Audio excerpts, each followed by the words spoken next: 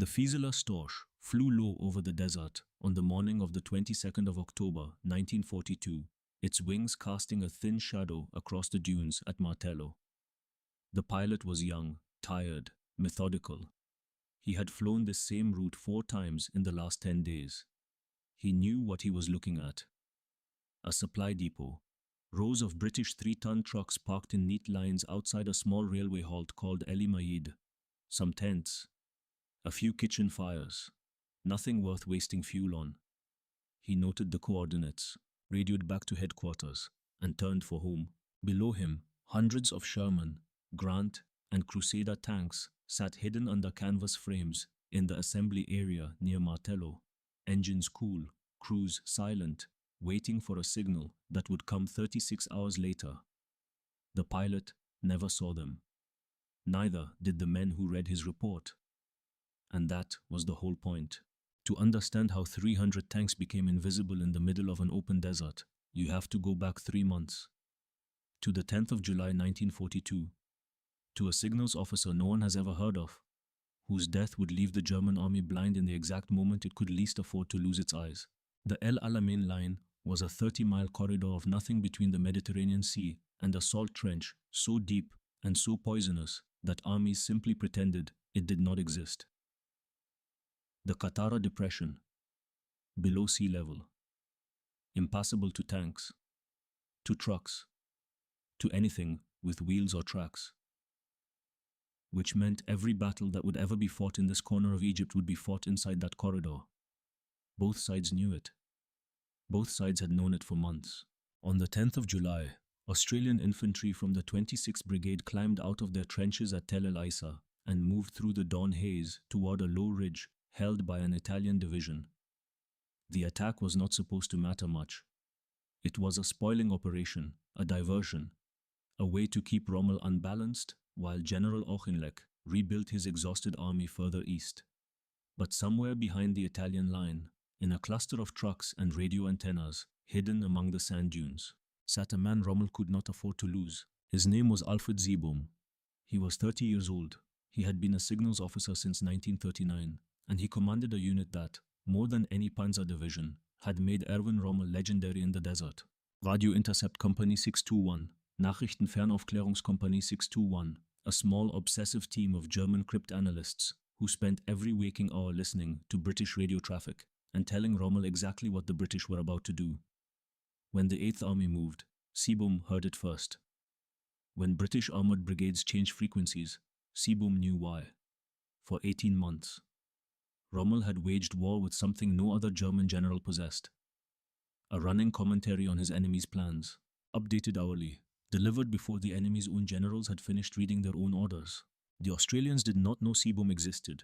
They just kept walking. By mid-morning, the 26th Brigade had overrun the Italian positions and stumbled into a cluster of vehicles marked with signals antennas. Seebohm tried to organize a defense with his own men. He was wounded in the fighting and captured. He died the next day in a British field hospital. His radio trucks were captured intact, along with their codebooks and frequency lists. His codebooks, his frequency lists, his notes on every British formation he had ever eavesdropped on. Rommel would not fully understand what he had lost for another 3 months. He would keep asking his signals staff why the intelligence had gone quiet, why the reports had become vague, why he suddenly could not hear the 8th Army breathing anymore. The answer was that a young Australian rifleman had walked into a truck park at Tel El Isa and turned off the light. By early September, Rommel was exhausted. His last attempt to break through at Alam el Halfa had ended in failure. His panzer divisions were down to a fraction of their strength. His supply lines stretched 2,000 kilometers back to Tripoli. His health was collapsing. Blood pressure, liver problems, chronic exhaustion from 20 months of desert command. On the 23rd of September 1942, he boarded a Heinkel bound for Rome, then Vienna, then a sanatorium at Semmering in the Austrian Alps. His doctors told him to stay at least 6 weeks. Berlin agreed. A general could not fight a battle from a hospital bed. But before Rommel left, something else had already begun. On the 17th of September 1942, at the 8th Army's forward headquarters, at a place called Burg el Arab, 30 kilometers west of Alexandria, a British lieutenant general, who had been running the 8th Army for only 5 weeks, was doing arithmetic. Bernard Montgomery, 54 years old, small, sharp, insufferable to almost everyone who worked with him, he had been given a single brutal problem. Attack, break Rommel. Do it before the Americans landed in North Africa in early November and stole the credit for finishing the campaign. But there was no way around the German line, no open flank, no clever maneuver through the desert. The Qattara Depression sealed the south. The Mediterranean sealed the north. Montgomery would have to attack head-on into a defensive position that stretched across the only ground the two armies had. He would have to send his infantry through the deepest, densest minefields the Germans had ever laid, fields the Panzer Army called the Devil's Gardens. He would have to do it in the one place where the enemy was expecting him. And he would have to somehow arrive with more than 500 tanks in the north, without a single German reconnaissance pilot noticing. The problem was not that surprise was difficult, it was that surprise was, on paper, impossible. That morning, Montgomery's chief of staff, Francis de Guingand, 42 years old, quiet, methodical, respected by everyone Montgomery had alienated, summoned 2 men to a small caravan parked in the dunes 40 kilometers behind the front line. He shut the door. He told them what he was about to say could not leave the room. The first man was Lieutenant Colonel Geoffrey Barkas, 46 years old. Before the war, a documentary filmmaker in London, director of the British Middle East Command Camouflage Directorate. A quiet man. A patient man. A man who had spent 18 months trying to convince skeptical infantry officers that painting a truck the color of the desert was not, in fact, a waste of paint. The second man was Barkas's deputy, Major Anthony Ayrton, 33 years old, a painter and illustrator in civilian life. Slim, precise, obsessive about the geometry of light and shadow. In peacetime, he had painted for exhibitions. In the desert, he painted decoys. De Guingand laid out the plan.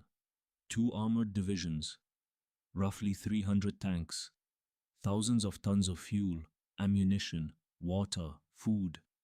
All of it would have to be moved into assault positions in the north, at a place called Martello, near El Imaid railway station. And none of it, according to Montgomery, could be visible from the air. At the same time, Montgomery wanted the Germans to believe the real blow would fall in the south, 2 weeks later than the actual attack date, which meant Barkas would have to build an entire phantom armored corps in the southern desert, complete with tanks that did not exist, supply dumps that did not exist, and a water pipeline that was not carrying any water and never would. Barkas listened. He asked how long he had. De Guingand told him. About 1 month. Barkas and Ayrton walked out of the caravan onto the beach, where the sound of waves would carry their voices out to sea and away from anyone who might be listening. They did not speak for several minutes. Ayrton, who spent his life measuring the angles at which the desert light hit objects, was the first to say what both men were thinking. They would have to make the tanks disappear. They had, in theory, a solution. In 1941, a stage magician who had briefly worn a British uniform, Jasper Maskelyne, had built a device he called a sunshield. It was a heavy wooden frame, painted like a truck, meant to be dropped over a tank the way a tablecloth is dropped over a table. On paper, it was ingenious. In practice, it required 12 men to lift. And the first time they tried to fit it on a Crusader tank, it collapsed on itself before the tank had even started its engine. The army had quietly forgotten about it. Maskelyne had been moved to other duties. The prototype had been left to rot in a warehouse outside Cairo. Ayrton had seen the drawings. He believed the concept was sound, only the execution had been wrong. Wood was too heavy. The frame was too rigid. The whole thing had to be redesigned from scratch. Lighter. Steel tubing instead of timber. Canvas instead of planks. Something 2 men could carry. 4 men could erect, and a tank crew could throw off in 3 minutes flat when the shooting started. That was one problem, but there was another. Ayrton knew what German aerial reconnaissance looked like because he had spent the war studying its output. What he did not know was exactly what the desert looked like from a German cockpit at 500 feet. Ayrton studied the problem the way a German reconnaissance officer would through aerial photographs and by understanding how light, shadow, and tracks appeared from above. What he saw made him realize that the tanks were not the biggest problem. The problem was the roads. And what he saw made him understand that the tanks were not the biggest problem. The problem was the roads, because to move 300 tanks into forward assembly areas, the Royal Engineers were going to bulldoze approach tracks across 20 miles of open desert. Wide, flat, unmistakable scars in the sand, all pointing directly at the German line. A blind pilot could follow them. A schoolboy could read them. And Ayrton knew that the moment those tracks appeared on a German reconnaissance photograph, every deception Barkas built above them would be worthless. He landed. He walked into the chief engineer's tent. He put his photographs down on the table. And he explained, very calmly, that the tracks could not be built the way the engineers intended to build them. They would have to be built in fragments, short, disconnected pieces of road, scattered across the desert like broken bones. Nothing that led anywhere. Nothing that pointed at anything. And only in the last 48 hours before the attack, in a single night of frantic work under blackout conditions, would the gaps be filled in and the fragments joined into the arteries that would carry the 8th Army to battle. The engineers stared at him. They said it could not be done. Ayrton said it had to be done, or nothing else they built would matter. He walked back to Barkas's tent that night with a rough sketch of the new sunshield in his hand. Steel tubing, canvas panels, a frame light enough for 2 men to carry, sturdy enough to fool a pilot at 500 feet, cheap enough that they could manufacture hundreds of them at the workshop in Helwan before the deadline. Barkas looked at the sketch. He knew, and Ayrton knew, that a single sunshield was not the answer. One tank hidden was one tank saved. But Montgomery had asked them to hide a corps. 300 tanks, 1,000 trucks, 10,000 men. An entire army pretending to be somewhere it was not. While another army, 300 kilometers south, pretended to exist when it did not. Outside the tent, the desert was cooling. Command of Panzer Army Africa would soon pass to a new man. Georg Stumme, 56 years old. A cavalry officer of the old Prussian school, high-strung, red-faced, with a heart condition his doctors had warned him about repeatedly. Stumme had spent most of the war on the Russian front. He had never fought in a desert. He would arrive at El Alamein knowing almost nothing about the men he now commanded or the terrain they were dug into. To assist him, Berlin would send Wilhelm Ritter von Thoma, 51 years old, veteran of the Spanish Civil War, veteran of Poland, veteran of Russia. Thoma would take command of the Deutsches Afrika Korps, the 2 panzer divisions that formed the armored fist of Rommel's army. He too would be new to the desert. He too would have to learn on the ground while a British attack, everyone knew, was coming, gathered in the darkness beyond the wire. Neither man knew, and could not know, that on the other side of no man's land, a filmmaker and a painter were about to spend the next 36 days rewriting what they were allowed to see. The workshop at Helwan sat on the eastern edge of Cairo, in a wide industrial yard that smelled of sawdust and turpentine and hot iron. Before the war, it had been a place where Egyptian craftsmen built furniture and wagon wheels. In the autumn of 1942, it became something else. Something the British Army had no word for, because no army had ever tried to build one before. A factory for illusions. Every morning, Egyptian laborers arrived by the truckload, sappers from British pioneer companies, prisoners of war borrowed from camps outside Alexandria, carpenters, tinsmiths, painters. Men who did not know what they were building and were not permitted to ask. They were handed sketches. They were told to cut, weld, stretch, paint.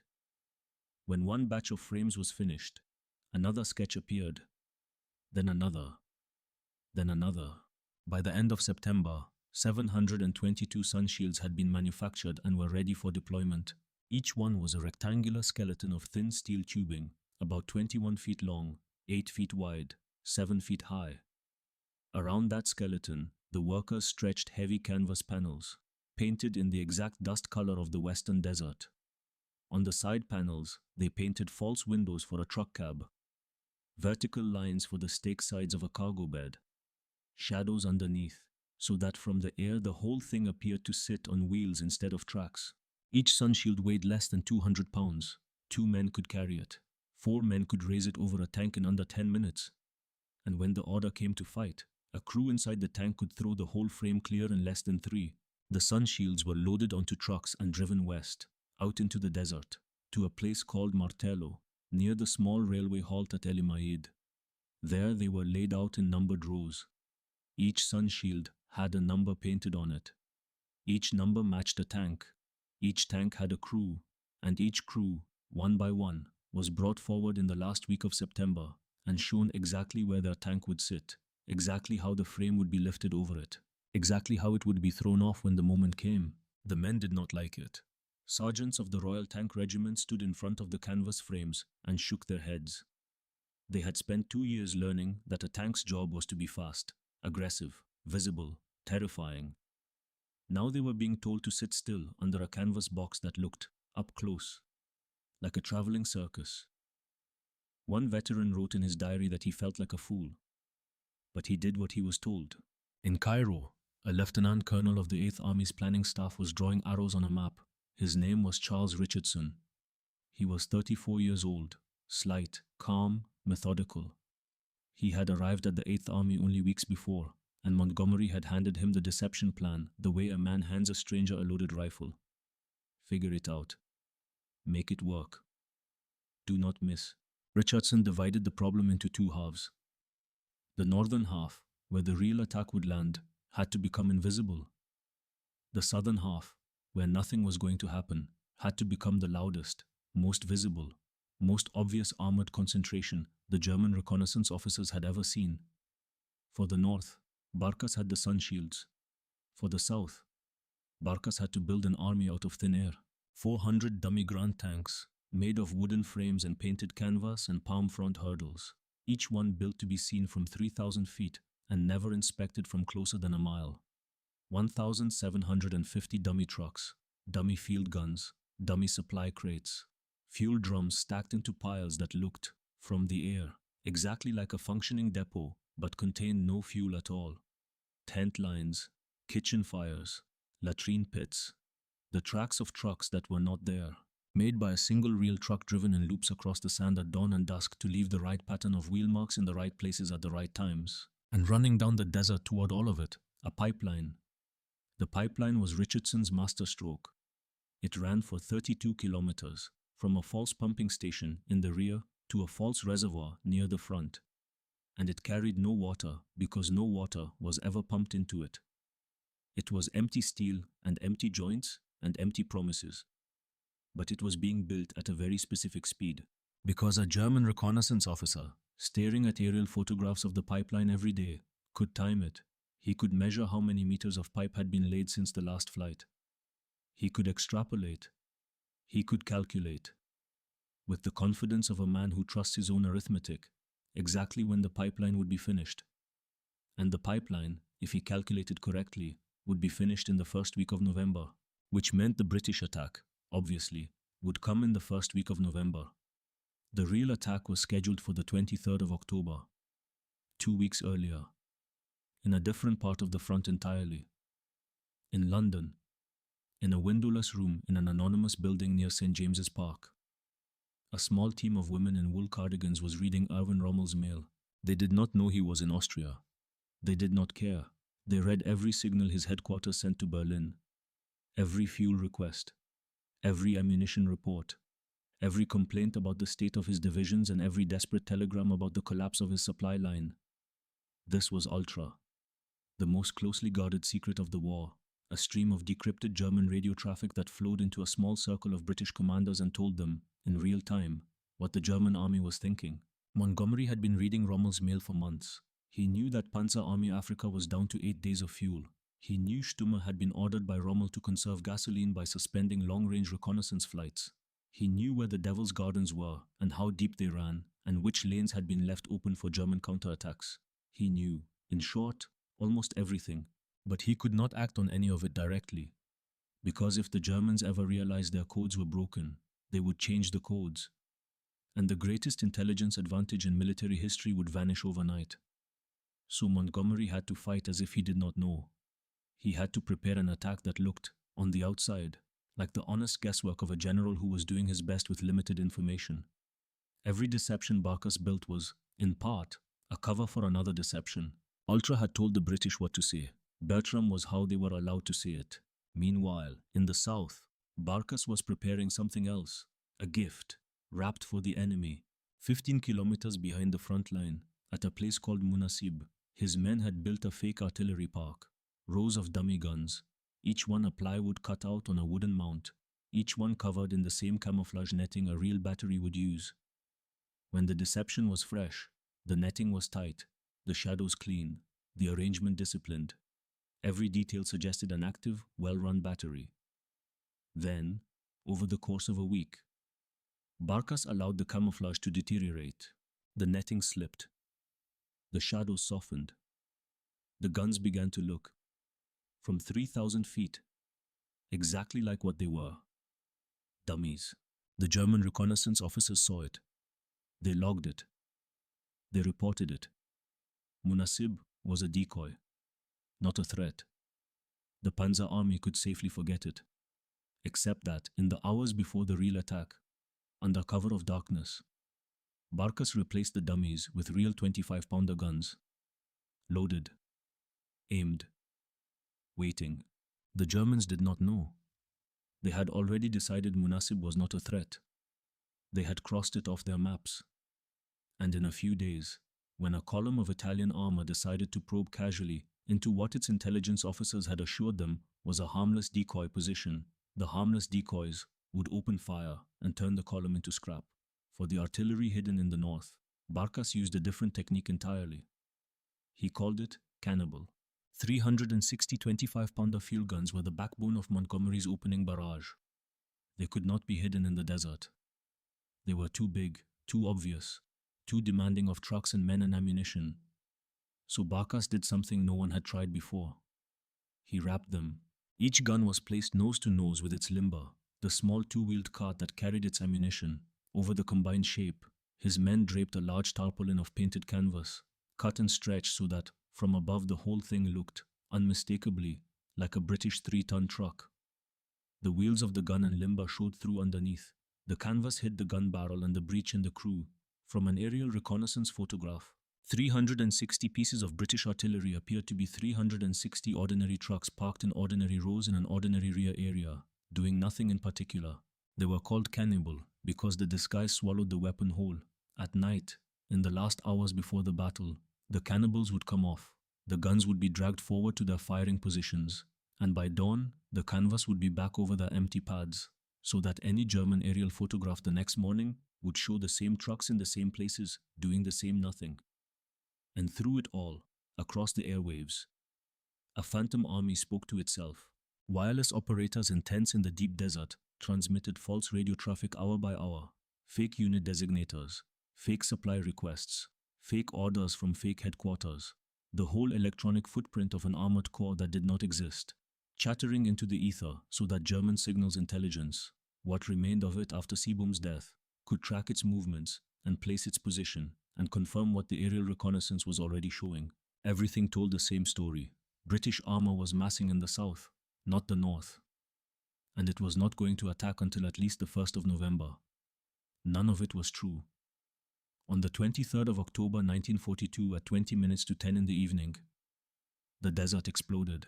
Nearly 900 British artillery pieces opened fire simultaneously along a 6-mile front in the north. The shells fell for 20 minutes on positions the German gunners had marked and mapped and rehearsed. Then the barrage lifted, and the infantry began to walk forward into the minefields. And behind them, in the darkness at Martello, the sun shields came off. 722 canvas frames were thrown clear in a single choreographed motion. Crews inside the tanks pulled the release catches. Men on the hulls dragged the frames backward off the vehicles. The frames collapsed into the sand. And where an hour before there had been a sleepy truck park, photographed dozens of times by German pilots and dismissed as a supply depot, there was now an armored corps. 300 tanks, engines running, guns loaded, moving west toward a defensive line that had been built to meet an attack from somewhere else. Inside the underground headquarters of Panzer Army Africa, Georg Stumme stared at the reports coming in over the field telephones. His artillery commanders were asking permission to fire counter-battery missions against the British guns. Stumme refused. He did not want to reveal his own positions until he understood what he was facing. He believed the barrage might be a diversion. He believed the real attack was still coming from the south. He had every reason to believe it. Every intelligence report his staff had written for the past 5 weeks had told him so. At dawn on the 24th of October, Stumme could stand it no longer. He got into a staff car with his signals officer and drove forward himself, into the smoke, to see what was happening at the front. Somewhere near the coast road, a burst of Australian machine gun fire raked the car. The signals officer was killed instantly. The driver panicked and accelerated. Stumme, in the back seat, grabbed at the door as the car swerved. Whether from the shock or the heat or the exertion, his heart failed. He fell out of the car and lay in the sand beside the road while the driver, not realizing what had happened, kept going. His body was found the next day. He died without ever understanding that the map he had been reading for 5 weeks had been drawn for him by 2 Englishmen in a workshop outside Cairo. The telephone rang in a mountain sanatorium in Semmering on the afternoon of the 24th of October. Erwin Rommel picked it up. On the other end was a staff officer from the German High Command. Stumme was missing. The British had attacked in the north. The line was holding for the moment. But no one at Panzer Army headquarters seemed to know what was happening. Rommel was 50 years old, and his body had been broken by almost 2 years in the desert. His doctors had told him he could not fly. He flew anyway. He left Semmering that evening. He reached Rome the next morning. He reached his own headquarters, near the coast, west of El Alamein. Late in the evening of the 25th of October, he walked into the operations room. He looked at the map on the wall. The 15th Panzer Division was in the north, already engaged, already bleeding. The 21st Panzer Division was still in the south, waiting for an attack that was not coming, waiting for an enemy that was not there. He asked, quietly, why? The staff officers told him the truth as they understood it. British armoured strength had been concentrating in the south for weeks. Every reconnaissance photograph confirmed it. The pipeline, the dumps, the tanks in their lagers, the wireless traffic, every source, every method, every piece of evidence they had gathered pointed to a major attack from the south that had not yet begun. What was happening in the north, they believed, was a diversion. A large diversion, perhaps the largest diversion of the war. But a diversion nonetheless. Rommel did not believe them, but he could not act on his disbelief. Because the moment he ordered the 21st Panzer Division north, he committed himself to a defensive battle in a place he had not chosen, against an enemy whose strength he did not yet understand. And he was down to 3 days of fuel. He gave the order anyway. Move north? Move now? The 21st Panzer Division began to move. Slowly, because there was almost no gasoline. In the open desert, because the coast road was under constant Allied air attack. Every hour it moved. Another British battalion punched deeper into the German line. Every hour it did not arrive. Another German position was overrun. And every hour, Barkas's deception continued to work. Because even now, even with the battle raging, the pipeline in the south kept growing at exactly the rate that told the German staff a second. Larger attack was still coming from that direction. They could not commit their reserves. They could not concentrate their armor. They could not do the one thing panzer warfare demanded, which was to strike back with a mailed fist against the enemy's weakest point, because they no longer knew where their own weakest point was. For 3 days, the 21st Panzer Division crawled north through a hail of British fighter bombers. It arrived in fragments. It was thrown into the battle in fragments. It was destroyed in fragments. On the night of the 1st of November, Montgomery launched Operation Supercharge. Fresh armored brigades punched through what remained of the German line at Tel El Akakir. The panzer divisions had nothing left to stop them. On the 3rd of November, Rommel signaled Berlin that his army was finished. Hitler ordered him to stand fast. Rommel read the order.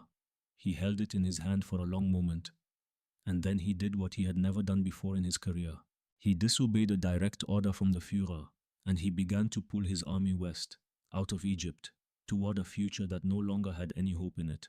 The next day, at a place called Tel el Mamsira, a British armoured patrol overran a small headquarters position and captured a tall, exhausted German general in a dusty uniform.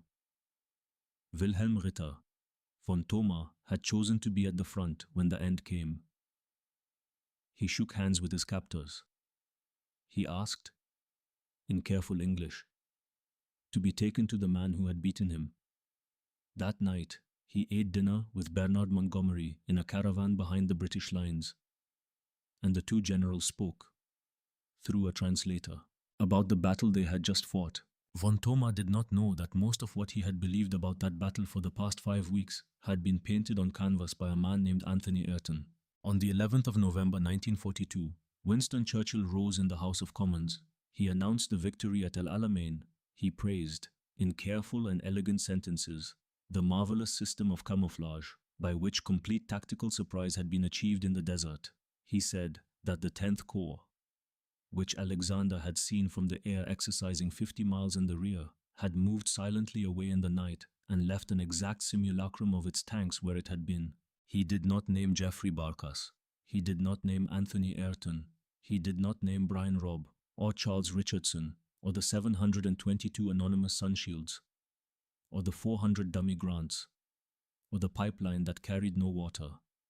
He praised the system. He did not praise the men. The men, in any case, were still working. Ayrton was already designing new deceptions for the pursuit into Libya. Robb was sketching new dummies for new fronts. Barkas was writing memoranda about the next operation, and the one after that, and the one that would eventually help conceal an army of 1 million men gathering along the south coast of England in the spring of 1944, waiting to invade a coast that the Germans had been convinced would be attacked somewhere else. The methods refined in the Egyptian desert would become the methods used at Normandy. The lessons learned at Martello would become the lessons taught to every deception officer who followed. But the men themselves would slip out of the story. Anthony Ayrton did not survive the war.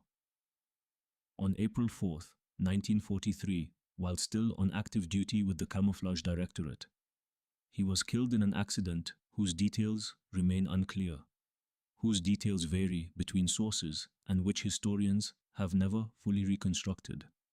He was 34 years old.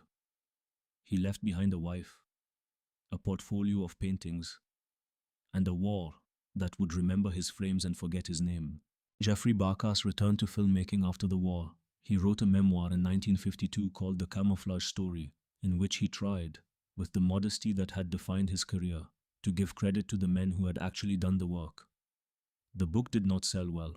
Most reviewers were more interested in tank battles than in canvas frames. Barkas died in 1979, having watched, over the course of 30 years, a very different story take root in the public imagination. That story belonged to a man named Jasper Maskelyne. Maskelyne had been a stage magician before the war, from a famous family of English illusionists. He had briefly worked in Barkas's camouflage unit in 1941. He had built the first heavy wooden sunshield prototype, the one that had collapsed on a Crusader tank in its first trial. His actual contribution to the operational deceptions of the Western Desert had been modest, and by the time Barkas was planning Bertram, Maskelyne had already been reassigned to lecture troops on escape and evasion techniques. After the war, Maskelyne wrote his own memoir. He gave interviews. He described himself as the man who had made a British harbour invisible with mirrors, who had built dummy submarines and dummy cities, who had personally hidden the Suez Canal from German bombers by projecting rotating cones of light into the sky. Almost none of it was true. But the story was too good to fact-check, and for the next 40 years it grew, magnified by newspaper features and paperback biographies. Until in 1983, the writer David Fisher published a book called The War Magician, in which Maskelyne became, in the popular imagination, the sole architect of the El Alamein deception. The book was a bestseller. It has never gone out of print. It is the version of the story most people, if they know the story at all, remember today. The truth was harder to sell, because the truth had no magician in it. It had a filmmaker who never raised his voice, and a painter who died young, and a punch cartoonist named Brian Robb, who spent his war sketching canvas dummies in the sand, and a lieutenant colonel of the planning staff named Charles Richardson, who drew the arrows on the maps and lived long enough to write a careful, unglamorous memoir in 1985 that almost no one read. They were not magicians, they were craftsmen, and the reason their work has faded from memory is precisely the reason it succeeded on the 23rd of October 1942. It never looked like a trick. It looked like ordinary trucks. It looked like ordinary supply dumps. It looked like ordinary desert. Rommel did not lose El Alamein because the British army was braver than his. It was not. He did not lose because his tanks were worse. They were not. He did not lose because Montgomery was a better general. That is a debate that has never been settled and never will be. He lost because for the 5 weeks before the battle, the desert he was staring at was not the desert that existed. Every photograph his pilots brought back was a lie composed of steel tubing and painted canvas. Every wireless intercept was a message from an army that was not there. Every calculation his staff made about the enemy's intentions was a calculation about an enemy that had been designed by two men in a caravan on a beach in September to be misunderstood.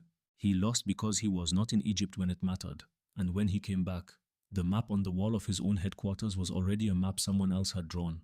At the Imperial War Museum in London today, a single surviving sun shield stands on display, folded flat, painted the color of the desert, its canvas panels faded by 80 years of light. A small placard describes it. Most visitors walk past without stopping. It looks, from a few feet away, like a piece of scrap, a wooden and canvas box that anyone could have built in an afternoon, which is exactly what it was always meant to look like.